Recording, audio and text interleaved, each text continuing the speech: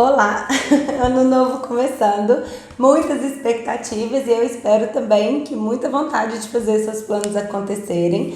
Seja muito bem-vinda, meu nome é Camila, ou bem-vindo, meu nome é Camila Wolff de Oliveira, eu sou psicóloga, atendo em consultório já há 12 anos e em clima de ano novo eu pensei em trazer algumas atitudes que ajudam e outras que atrapalham meu cabelo e outras que atrapalham na hora de colocar em prática os seus projetos. Eu escolhi 6 atitudes, sendo que 3 ajudam, 3 atrapalham, mas é sempre bom lembrar que existe aí na sua vida uma infinidade de coisas acontecendo e que também vão influenciar nesse processo de construir um novo hábito, uma nova rotina ou iniciar o seu projeto.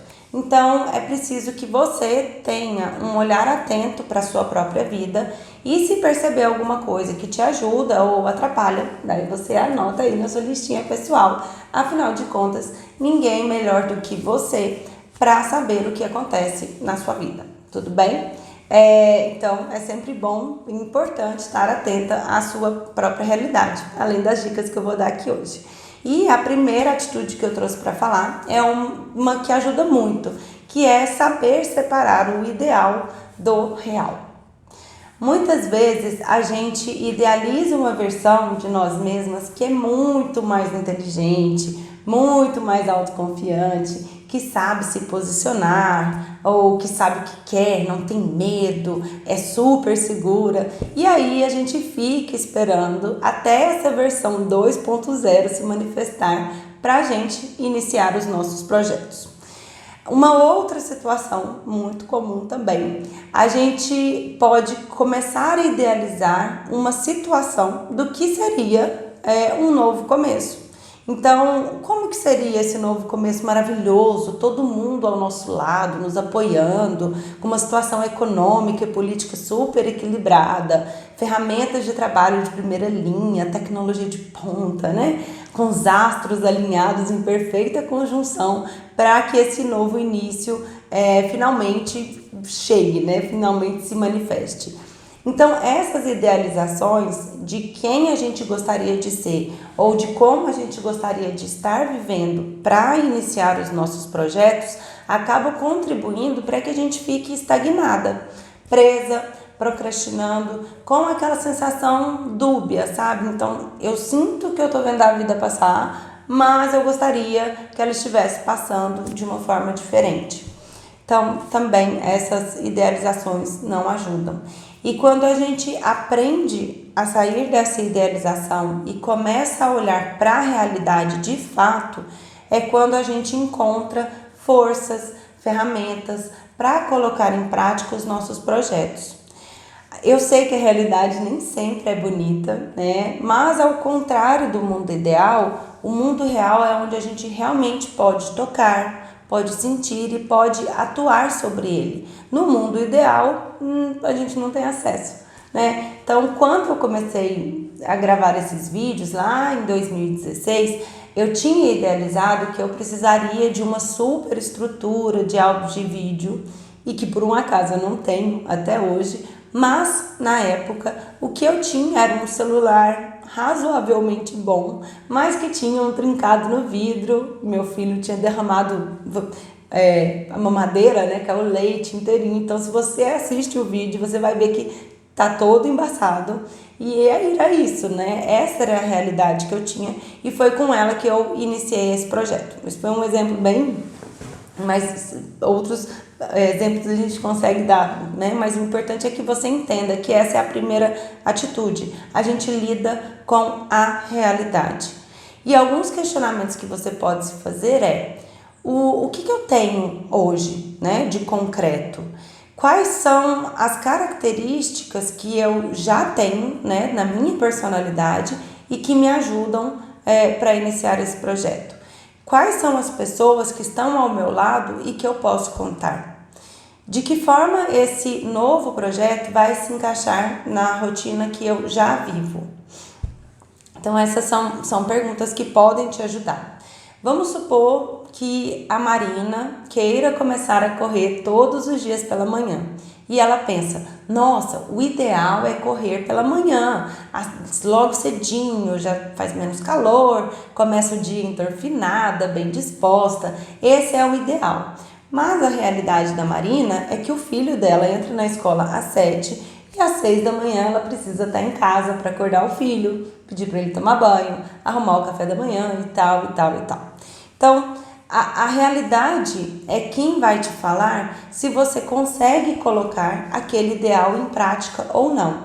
Mas isso não significa que a Marina, por exemplo, não vai conseguir correr todos os dias. Ela só não vai correr dentro daquele mundo ideal, né? Então, a gente olha para o ideal, olha para a realidade e vê se é viável. E é importante você lembrar disso. É o projeto que vai encaixar na sua vida. Não é a sua vida que tem que se encaixar dentro do projeto. A não ser, claro, que você esteja indo para as Olimpíadas. Daí, nesse caso, é diferente, né? Então, a sua vida vira o próprio projeto.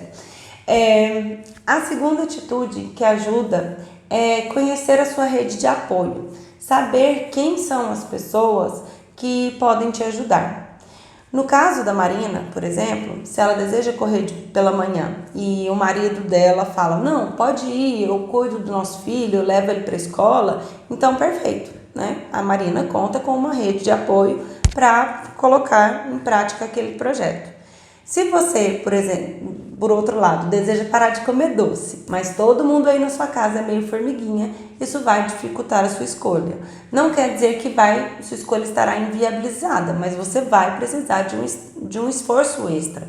Agora, se as pessoas na sua casa concordam, né? Vamos todo mundo diminuir o açúcar, então, é claro, vai ficar tudo mais fácil. A terceira atitude que te ajuda é se permitir errar.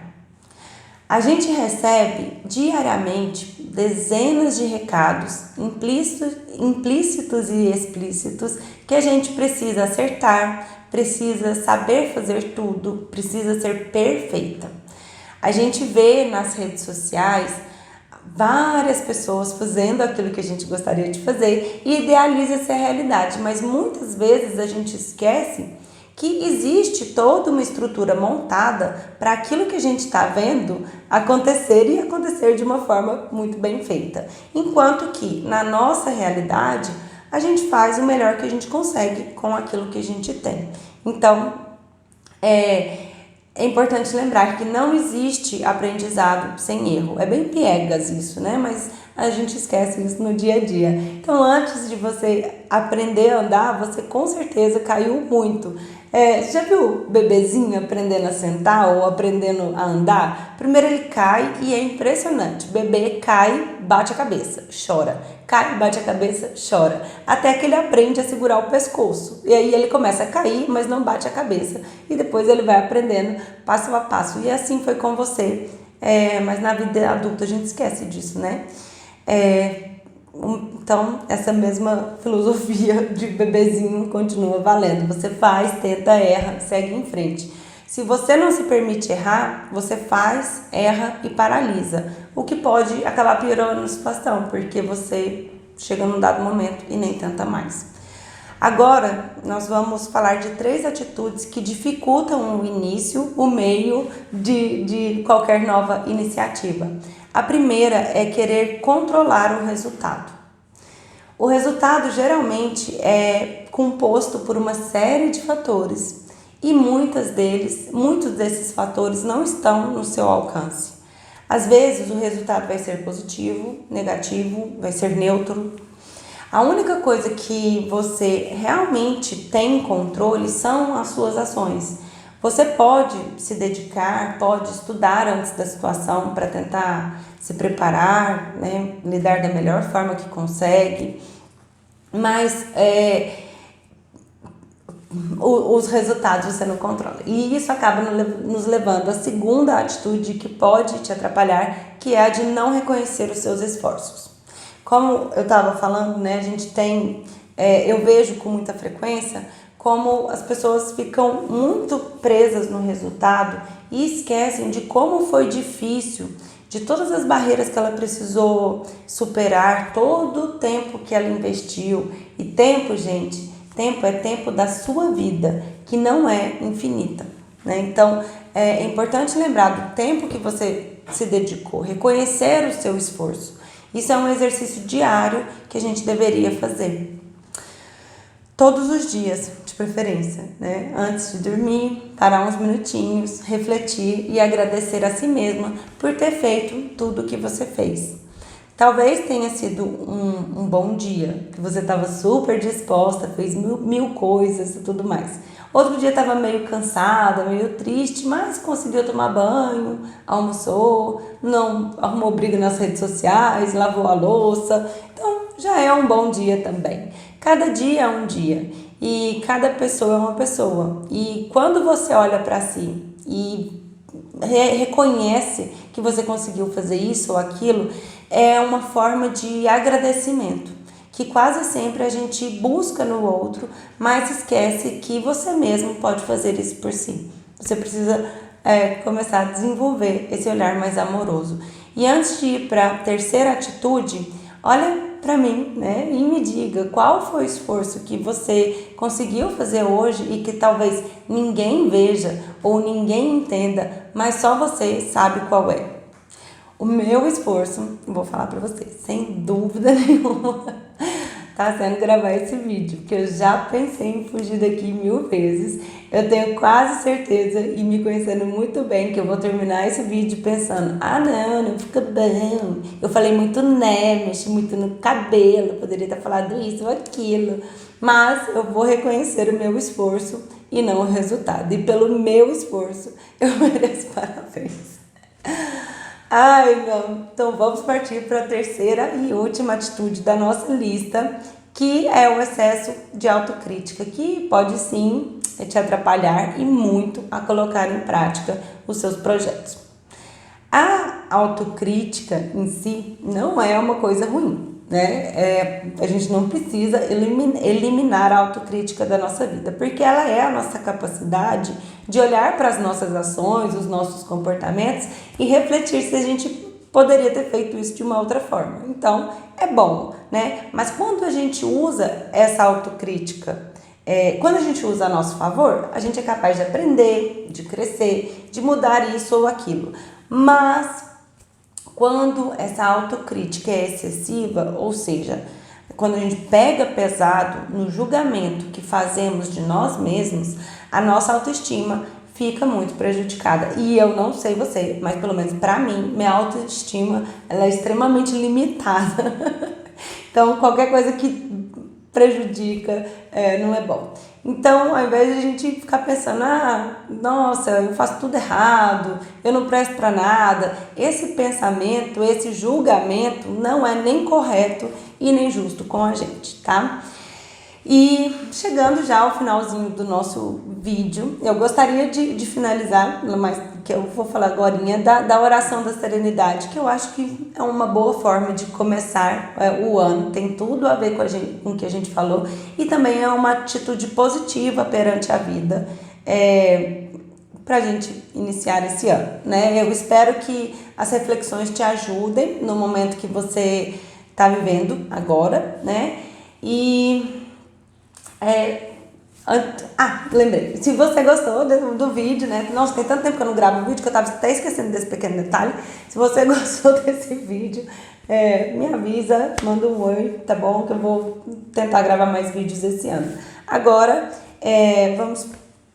vou trazer a oração da serenidade. Ela é muito utilizada, né, nos grupos de alcoólicos anônimos, que são pessoas que estão buscando também mudanças em suas vidas, né? E ela é muito bonita. Ela diz assim: concedei-nos, Senhor, a serenidade necessária para aceitar as coisas que não podemos modificar, coragem para modificar aquela que podemos e sabedoria para distinguir uma das outras. Então, o ano está iniciando, que a gente tenha sabedoria, coragem, né? E é isso, né? Eu agradeço mais uma vez a presença. Fica com Deus e até a próxima.